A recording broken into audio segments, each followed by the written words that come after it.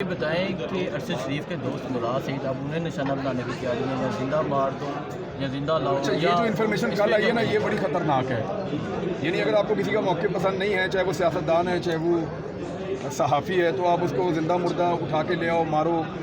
اب کل پتہ مجھے یہ چلا ہے کہ جو ڈی سی ہے وہاں کا، انہوں نے وہاں کی مقامی انتظامیہ نے رابطہ کیا مقامی قیادت سے، اور انہیں یہ کہا کہ جی ہم یہ سب کچھ نہیں کر رہے، ہم سے زبردستی کروایا جا رہا ہے، ہم پہ بہت دباؤ ہے اور ہم سمجھتے ہیں کہ یہ غلط ہو رہا ہے، تو آپ تھوڑا سا ہمارے ساتھ گزارا کر لیں، یہ وقت آپ تھوڑا سا نکال لیں. اور ہمیں مجبوراً یہ فورس تیار کرنی پڑی ہے. تو وہ ایک لیویز کی تیاریاں کل کی گئی تھی، اور ممکنہ طور پہ ایک آپریشن پلان کیا گیا ہے مراد سعید کے خلاف بھی. اس سے کیا نکلے گا؟ وہ کوئی انڈیا سے تھوڑی آیا ہوا ہے، یا کوئی دہشت گرد تو نہیں ہے دشمن ملک کا، وہ تو امن کی بات کرتا ہے.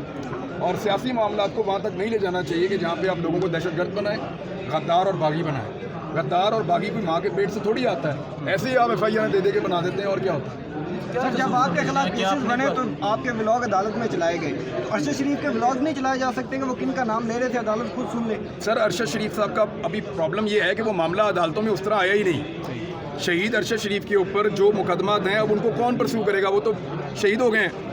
میرا یہ تھا کہ مجھے وہ عدالتوں میں لے گئے تھے انہی مقدمات میں. جب عدالتوں میں وہ کلپ چلاتے تھے تو عدالتیں بھی ہنستی تھی، وکیل بھی ہنستے تھے، اور جو پروسیکیوٹر تھے وہ بھی نیچے منہ کر کے شرمندہ ہو کے ہنستے تھے کہ یار یہ ہم نے کیا پرچہ دے دیا. تو اسی طرح سارے جو مقدمات ہیں جو شہید ارشد شریف پہ ہیں، وہ بھی ایسی بوگس ہیں، فضول ہیں. یہ تو ہماری قسمت خراب تھی کہ حالات اتنے برے ہو گئے کہ ان کو پاکستان سے جانا پڑا، اور وہ شخص صرف اپنی عزت کے لیے ڈرتا تھا. وہ جو مرنے سے نہیں ڈرتا، وہ کسی اور چیز سے کیا ڈرے گا؟ وہ اپنی عزت کے لیے ڈرتا تھا. یہاں اٹھا کے ننگا کر دیتے ہیں آدمی کو، ٹارچر کرتے ہیں، اس کو ہیوملیٹ کرتے ہیں. وہ یہ نہیں کروانا چاہتا تھا، ہی لیفٹ پاکستان. لیکن جب وہ پاکستان سے گئے، اس کے بعد صورتحال آپ کے سامنے ہے. وہ تو بڑا انفارچونیٹ ہے. اگر وہ یہاں پہ رہتے اور خدا نخواستہ گرفتار ہوتے یہاں رہ کے، یا چلو گرفتار ہی ہو جاتے، تو یہ سارے مقدمات تو ثابت ہو جاتا کہ کسی قابل نہیں ہے. سر، آپ نے صحافیوں کے ساتھ یکجا ہونے کی بات کی، اقرار الحسن کے ساتھ آپ کب یکجا ہوں؟ نہیں، وہ اچھا کر رہے ہیں، زبردست. ان کا انہوں نے بھی آواز اٹھائی ہے ارشد شریف کے لیے، اور مجھے امید ہے کہ وہ اور بھی اٹھاتے رہیں گے انشاءاللہ. اچھا سر، یہ بتائیں، ارشد شریف صاحب ہمارے لیے بڑھتی رہی ہیں، لیکن پچھلے سال ایک مسلسل کیس جو دوسرے ہمارے پاس آئے ہیں سر، اس کو ختم کرنے کے لیے آئین میں ہمیں کچھ تبدیلی لانی چاہیے، یا فیڈرل جو افضل بٹ صاحب ہیں ان کو کچھ کرنا چاہیے، یا ہم آواز اٹھائیں گے؟ کیونکہ سر یہ کیسز بہت زیادہ یہ آئین میں تبدیلی، قانون میں تبدیلی نہیں ہے جی، یہ سوچ میں تبدیلی کی بات ہے. وہ جب غداریوں اور بغاوتوں کے مقدمے صحافیوں پہ درج ہو رہے ہیں، تو یہ تو سوچ بدلنے کی بات ہے نا.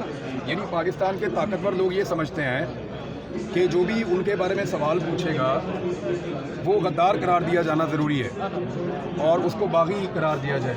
یہ ہو رہا ہے نا ایکچولی. پرابلم یہ ہے، سوچ بدلنے کی ضرورت ہے. محمد مالک صاحب نے نام لیا فیض حمید کا، صرف باقیوں کو انہوں نے چھوڑ دیا. آپ اس میں کیا کہیں؟ فیض حمید صاحب ریٹائر ہو چکے ہیں، اور ان کا اگر کوئی رول محمد مالک صاحب کو پتہ ہے تو ان کو چاہیے ضرور وہ بتائیں. ہماری انفارمیشن کے مطابق تو اس میں اور لوگ انوالو ہیں جنہوں نے ہم سب پہ پرچے کروائے تھے، ہم سب جانتے ہیں. اور ان کی والدہ سے زیادہ انفارمیشن کسی اور کے پاس نہیں ہے، کیونکہ ان کی والدہ نے جب ایف آئی آر کے لیے درخواست تیار کی تھی تو ارشد بھائی کی والدہ نے سب سے بات کر کے کی تھی، اور انہوں نے اپنی ذاتی جو فیملی کی انفارمیشن ہے جو ڈائریکٹلی ارشد شریف صاحب سے منسلک تھی اس کو دیکھتے ہوئے بات کی تھی. اور اگر کسی کو کوئی شک ہے نا، اگر کسی کو کوئی شک ہے تو وہ ارشد شریف صاحب نے جو 2 مرتبہ سینٹ کی قائمہ کمیٹی کے اندر بات چیت کی ہے وہ ریکارڈڈ ہے. وہ ریکارڈنگ نکالیں اور سپریم کورٹ آف پاکستان میں چلا دیں. وہاں ججز کو سب پتہ چل جائے گا کہ ارشد شریف کیا کہنا چاہتے تھے اور کس سے خطرہ محسوس کر رہے تھے. وہ بتا دیں گے، خود بتا کر گئے ہیں. سر، آپ کو بھی انہی سے خطرہ ہے؟